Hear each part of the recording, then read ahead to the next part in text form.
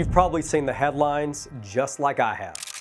And to be honest with you, they're quite unnerving. Dow drops, recession fears looming. S&P 500 hits new lows in 6 months. Look, it's exhausting. One day you're up and the next day you're down. And your portfolio feels like it's riding this roller coaster without a seatbelt, literally. Here's the secret that no one is telling. Volatility isn't something to fear. It's actually something you can understand, you can embrace, and in many cases, used correctly, you can actually leverage it to your benefit. Look, believe it or not, some of the best investment opportunities in history have come during times of uncertainty. I'm Andrew Knight. For over 15 years, I've helped investors navigate everything within different goals. Look, from financial crisis to crypto bubbles, and my goal in this video is to show you how to survive volatile markets, but also how to become stronger in the process. Let's break it down. What is volatility and why does it feel so darn scary? Look, volatility is just this fancy word for market movements that both go up and go down. It doesn't mean something is broken.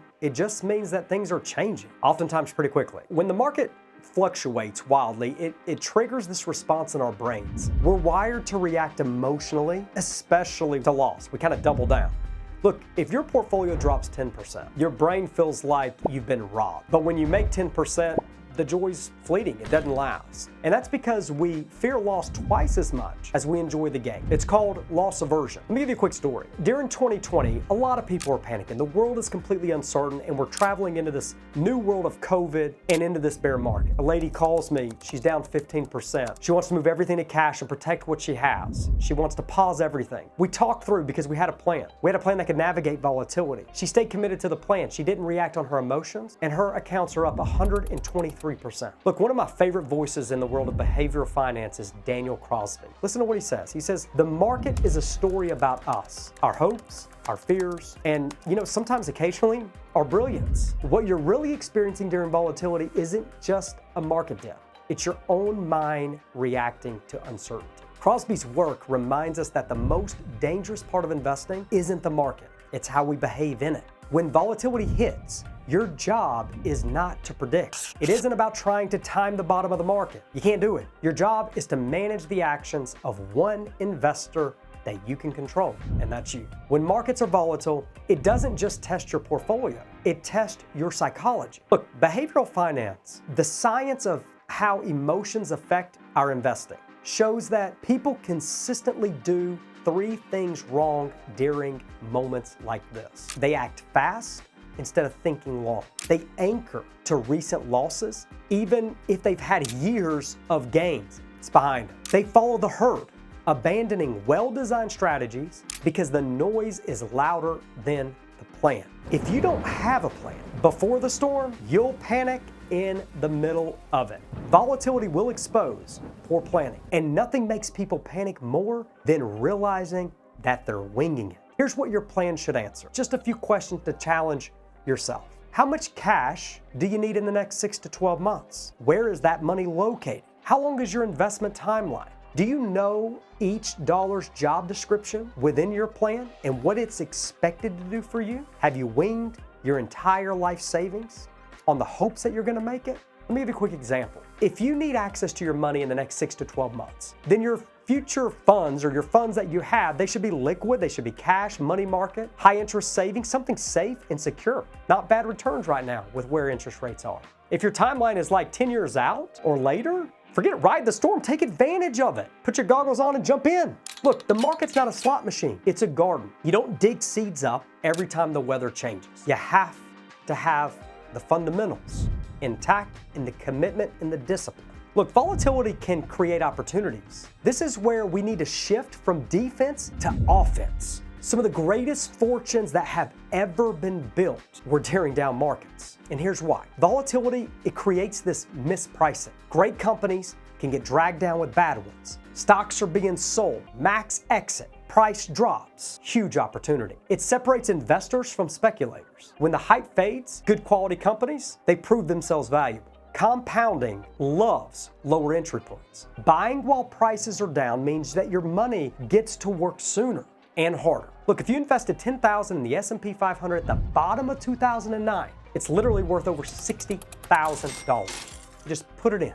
but that's only if you stayed invested. Look, volatility, it's like a sale at your favorite store. I love Bass Pro Shop. Hope my wife's watching the video. Look, the reality is, if I walk in, everything is 80% off. You think I'm gonna slam the door and get the heck out? No, come on, it's an opportunity. And here's a real world example I wanna give you. John Templeton literally turned fear into a fortune. Back in 1939, as World War II was breaking out and global markets were panicking, a little known investor named John Templeton made a wild, contrarian move. He borrowed $10,000, roughly, today $200,000. And he used that $10,000 that he borrowed to purchase 100 shares of every company on the New York Stock Exchange that was priced under $1. Many close and right at bankruptcy. The world was on fire. Everyone else was pulling their money out, what little they had, panicking to death. But Templeton, he took a step back, saw the opportunity of distress. Years later, nearly every one of those investments had multiplied, like tenfold. That single move became the foundation of his legendary Templeton Growth Fund and earned him the nickname the greatest stock picker of the century. I'm not sure how he analyzed companies. He just took advantage of the volatility and of the fleeting mentality of other investors. Look, the bottom line is the volatility is not a signal of retreat. It's a signal to get curious, to remain disciplined, and to ensure that your foundation is set. All right, now let's talk strategy, because how you respond to market swings depends on where you're at in this journey. There's typically like two investor mindsets. You either have the accumulators that are just still earning their income, trying to create wealth or build wealth, and then you have distributors, those that are living off their retirement investment vehicles, and the mindset of these two are wildly different, totally different. How we handle them as advisors, totally different. For accumulators, volatility is your friend. Look, if you're in your 30s, your 40s, even your 50s, you're still creating cash flow and you don't need your investments and you're still working. Volatility is like a sell on future wealth. You're building wealth. You have time. Quit being scared. Jump in. Take advantage of your paycheck. Respect your income. Buy more units of ownership, and it will compound massively over time. Sometimes you just kind of need to get a good picture. Look at this chart right here, okay? We're looking at a 5-year chart of the S&P 500. It doesn't look that bad over time. Have some perspective. Look, rebalancing your portfolio when stocks are down, that's not a bad idea either. But you want to make sure you're not selling something out of fear. Rebalance it to keep your portfolio in check and stay focused on growth. Stay focused on opportunity. Dollar cost averaging, another great method. Investing consistently over time, like in a 401k, an IRA, a Roth, brokerage accounts, allows you to be able to buy at different price points. And what will happen is that you'll eventually end up owning a stock at an average price less than the average price of that stock. Consider things like tax loss harvesting, book losses. Take advantage of the volatility. Market's down, some of your stock's down. You may like the stock, book the loss. Create value in your tax strategy at the end of the year. But Crosby reminds us, the best investment strategy is just the one you can stick with. You gotta find something you can anchor to. For accumulators, volatility is your friend. For distributors, totally different. Volatility requires much more strategy, not panic. If you're retired or nearing retirement, volatility means a lot of different things. Typically, you're nervous. You're now in this like preservation mindset. You need to create cash flow. Volatility threatens that. And because it threatens your income and your livelihood, it's hard to stay committed. Look, the key is to protect your withdrawal strategy, your income plan. Do you have one? This is where things like bucket strategies or dividend-focused portfolios or cash reserves become essential. You have to have. As an example, if you have 12 to 24 months of living expenses in cash, bonds, annuities, you won't be forced to sell stock when the market's down. You ride the storm because you can afford it. You built your plan for it. And you don't have to touch your growth assets. Behavioral finance shows that retirees are much more likely to sell because every dollar feels finite. But with the right strategy, you can stay invested. You can stay committed. You need to hold 1 to 2 years of expenses in cash, low volatility assets that still pay reasonable returns. Have a bucket strategy with some guardrails around it. Understand where you're taking risk within your plan. You need to adjust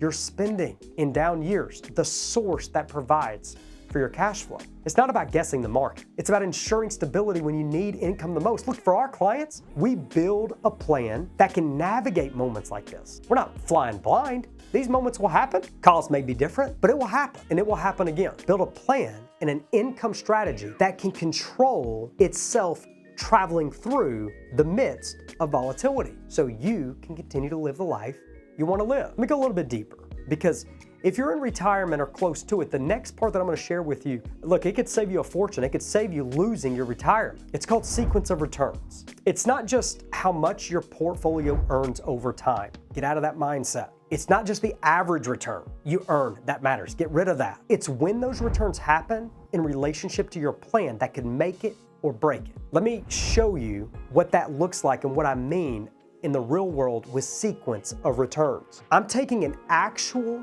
annual return of the S&P 500 from year 2000 to 2019, a 20-year stretch that included 2 recessions, a financial crisis, and a full recovery, wars and everything else. Retiree A experienced those returns in real order, 2000 to 2019. Retirement B, he felt this in reverse. Both start with $1 million. Both withdraw $40,000 a year.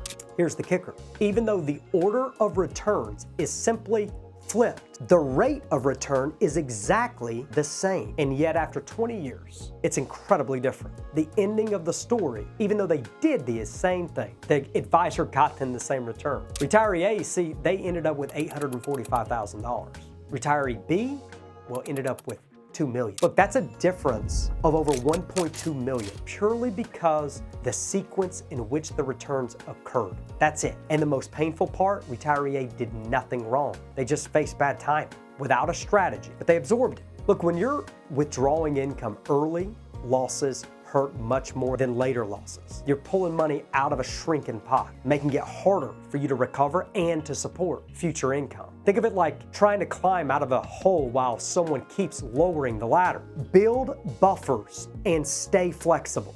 Don't let early losses dictate your future. And most importantly, don't be forced to sell when the market's down. Put some guardrails in your life financially. Look, smart planning gives you the flexibility to ride out the storm, but it also gives you the foundation that you can stand on and the emotions and the support to stay consistent. You gotta have a plan and you gotta have a support group. Let's bring this full circle with a quick mindset reset. Here are 5 key takeaways. Volatility is normal. It's not your enemy. Markets go up and they go down and they go sideways. That's what they do. Newsflash. The more you normalize this and expect it, the less you'll react to fear. Your advisor says, stay consistent, don't worry. Why? Because they expect it, they should expect it, and they should test plans all the time. It's going to happen. The market rewards long-term thinking and discipline. Anything worth having long-term takes commitment and discipline. Every bear market in history has been followed by a recovery, but only those who stayed in the game benefited from it. Look, opportunity is born in discomfort. When the news is loud and the noise is out there, the charts are red and everyone around you is scared. That's often when real wealth building begins. Remember Buffett in 2008.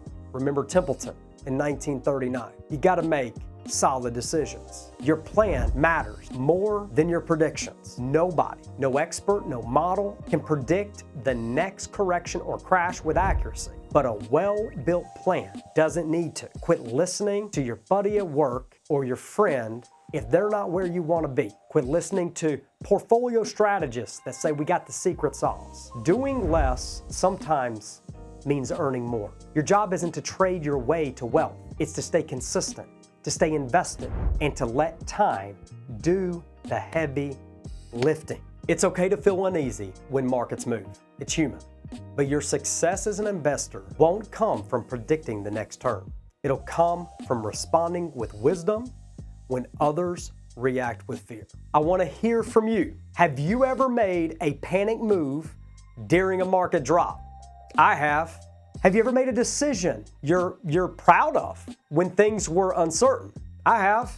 Share it with us. Sometimes sharing your own decisions helps alleviate some of the pressure. And if today helped you pause, breathe, and feel more grounded in your investing mindset, I want you to tap the like button so more people can hear this message. Not everyone's like you. Subscribe so you never miss another wealth-building insight like this. You can't control the markets, but you can control your behavior, your strategy, and your response. And that's where the power lies. I'm Andrew Nida, and remember, the markets may be unpredictable, but your mindset doesn't have to be. Stick with a plan. Trust your process. I'll see you in the next one.